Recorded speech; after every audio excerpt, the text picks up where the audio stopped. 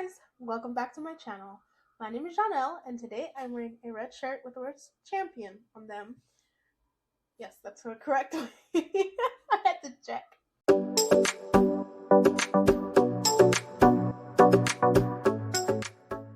If you're new here, welcome. Here is a place that we talk about disability inclusion and spread awareness to make the world just a little bit brighter. And today, specifically, I want to talk about how educators can support their neurodivergent students. Specifically, 5 tips on how, if you're a teacher, administrator, another position at a school, and you have students that you interact with that are neurodivergent, here's some tips on how to help best support them. And before I jump into the 5 tips that can be helpful for supporting neurodivergent individuals, I guess I'll talk about what neurodiversity is, just really briefly. So neurodiversity is about the way people's brains are all set up kind of differently. There's usually people's brains that are neurotypical, which means their brain is kind of functioning in a typical manner, usually the way that it's set up in the classroom to sit, listen, take notes, things like that. Somebody whose brain is neurodivergent is where their brain is set up differently. So for some examples I can think of, there's OCD, ADHD, Autism, Tourette Syndrome, learning disabilities. There's a whole bunch, but those are just some pretty basic examples that you might find in the classroom. And it just means that our brain functions differently than a neurotypical student's brain would. So, of course, with that, you cannot expect the same results if you're teaching this way with neurotypicals as you do with somebody who's neurodivergent. So I want to get into 5 ways that you can support somebody who is neurodivergent. Number 1 would be allow certain accommodations, I will say. So for example, a student with ADHD may need something that's like a fidget toy or some type of movement that they can do that will help them with paying attention to what you're saying as a teacher or whatever the teacher is doing. I know for people whose brains are neurotypical, they usually look at that and say, well, no, that's just going to be a distraction, then the student's not listening. But if the brain is neurodivergent, it's set up a different way and it functions a different way. And for people with ADHD, if they're just sitting still and looking at you while you're talking, they're not really listening to you. I've heard a lot of people say for them it's so much easier if they have something really simple to hold, to play with, that is going to be helpful. Now I get that maybe if you have something like, those pop-its or whatever, that just constant popping might distract the neurotypical students, but there's all kinds of sensory and fidget toys that are out there that don't make a lot of noise or are not really distracting, because it's made for situations where you're needing to pay attention. So there's a lot of fidget toys that are actually not they don't make a ton of noise or not that distracting. So a lot of those types of modifications or accommodations. Another thing may be students may need to use their phone if they work well with a timer. You're having a visual timer up. That might be an accommodation that they need. Hopefully the child would have, or the student would have, some type of plan, whether it's an IEP, 504, an ARD, something like that.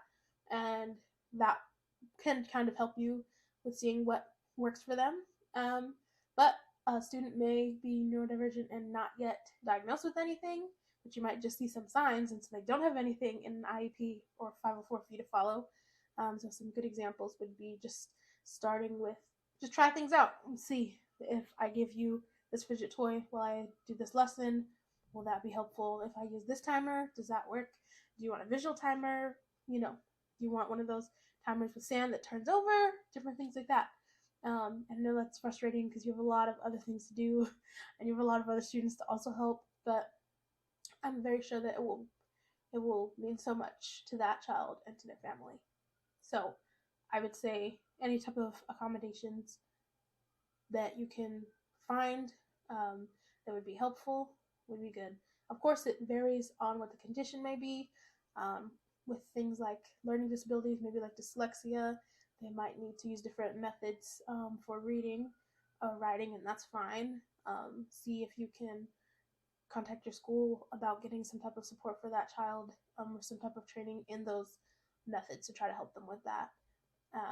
So it's just different for everybody. For Tourette syndrome, for example, me, I take more when I'm cold. So if you have a student in the classroom right near the AC vent and it always comes on every 20 minutes and blasts cold air, maybe don't have them sit there because they'll start to tick more. And then the more they're ticking or trying to focus on not ticking and holding in their ticks, then they're not listening to the lecture. They're just focusing on trying not to tick. So those are some examples of different ways that you can make accommodations to assist that student. The second tip I would have for educators on how to support somebody who's neurodivergent is to give information in more than one learning style and a communication method. So I'll explain. So for example, some people are more visual learners, some people are more auditory, some people are more hands-on, some people are a mixture of both. So don't just, I've seen so many teachers growing up that just say, turn to page 36 in your books and fill out the odd numbers. And when you're done with that, go to page 38 and do the even numbers. And although your neurotypical students, depending on the age, level and grade level, they might get that. And if, somebody says, wait, what? You might think, see, you weren't paying attention. But for people that are neurodivergent, sometimes it's helpful to provide that information in more than one method. So you can tell us auditory wise like that, but also writing it down would be very helpful. I so much appreciate, even at work, even now, I'm an adult, even at work, and my supervisor tells me to do something, and we're going through a whole bunch of things that I need to do, like for each case, I will ask her to put it in a note in that file, because I'll say, and I'm listening, but then we'll move on to 2-3 other people, and then we'll be done with our meeting, and I'll forget what she said. So sometimes it's just good to do that. Don't think that means that the student's not listening or that the student is not really paying attention, because sometimes just one way is not gonna do it. Sometimes just one way is not really enough for us to process what you're saying or to fully understand, and that's okay.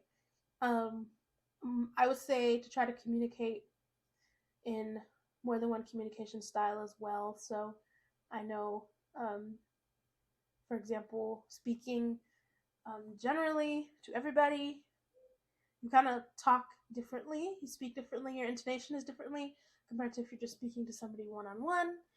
And the words you use when you're speaking to somebody one-on-one might be different to if you're writing something out for somebody.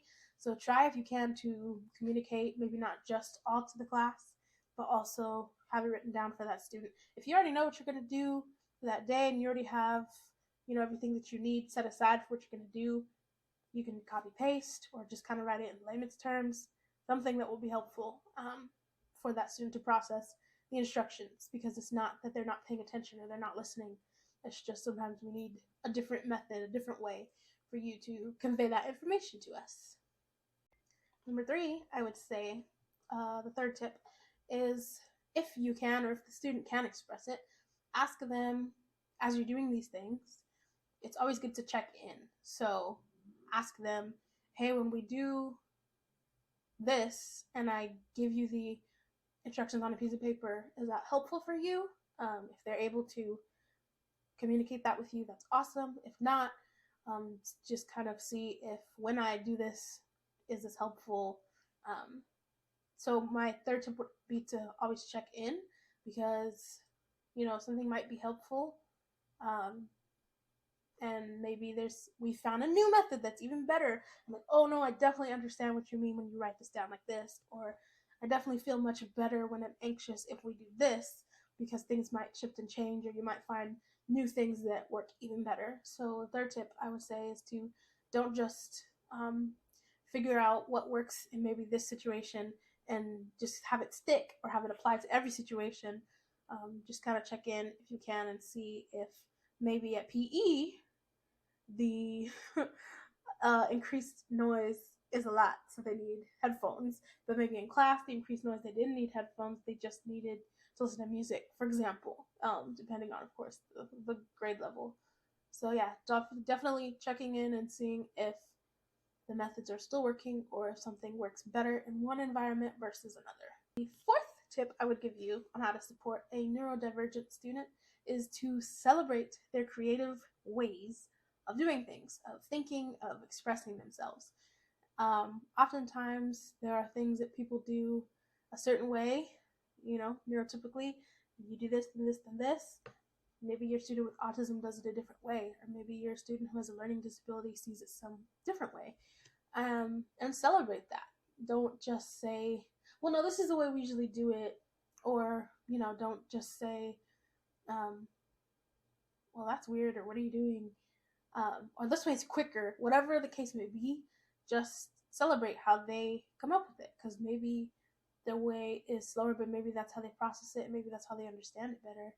And if that's what's going to help them in life and, succeed in their jobs or wherever the case may be, then that's the way that they're going to go, versus trying to force them to conform to this method, whatever the case may be. Of course, you might want to see how they did their work, but it's good when you can to celebrate the way that they've come up with things or they've expressed things, or even if it's most of the time people think creatively, they just think like writing or painting or music. But even in math, I know people that are neurodivergent that do math differently in their head.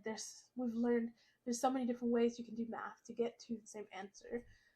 And although you may prefer one way better than another, or most of your students get one way better than another, it doesn't mean that it's wrong if the neurodivergent student does it a different way.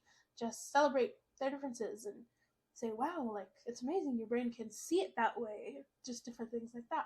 Maybe they're better at seeing things 3D than neurotypical students, and that's maybe not something that is always noticed or acknowledged in the classroom. But if you do start to notice that, then celebrate them for that. That definitely will help them feel seen. It will help them feel included, and it will help their self-esteem overall. And the fifth and final tip I have for educators in supporting their neurodivergent students is to you can read up on or watch content from people who are also neurodivergent. I do, think it is important to read from, experts on it, people in the medical professions, counselors, scholarly articles, and different things like that. But there's something that really hits different when it's a personal experience story, or somebody sharing who is neurodivergent, for example, who maybe has a learning disability, that says, this drove me crazy in school, and this is what I do not work to help me.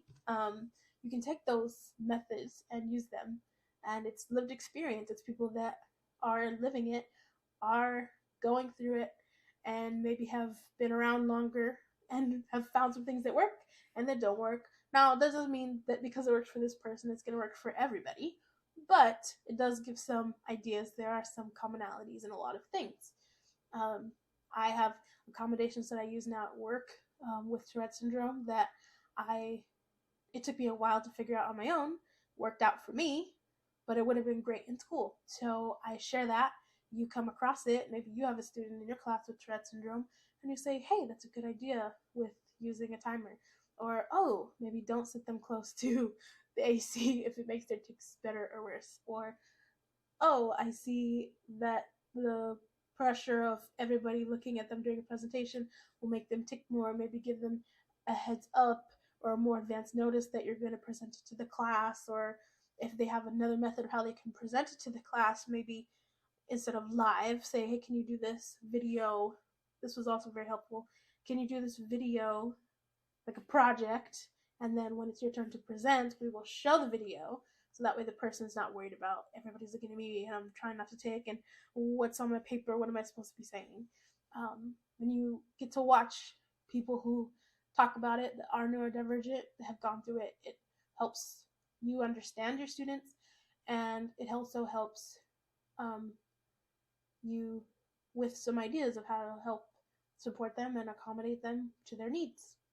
Um, and of course, this is not really a tip, but of course, if they do have an IEP or a 504, definitely do follow that. If you don't know what this means or how can I do that, ask your administration for some advice, for some support, for some training if you need that. And I think it'll be great. If you're an educator, I know that you already have a heart for others, for children, for students, and with that comes students that are neurodivergent. And I know that you don't view them any differently, and I know that you have a lot on your plate with all the expectations from the school, with all the expectations from the education administration, everything. But you're doing wonderful, and even the fact that you stopped on this video shows that you care. So definitely keep it up. You're doing awesome. And if you have any more questions, you can feel free to ask me. All my links to my social media are on my YouTube channel. You can comment down in this post or in this video, and I can answer that. Like and subscribe because I'll be doing more videos like this, and share with somebody else to help make the world just a little bit brighter. Thank you. I hope it was helpful. Shine bright.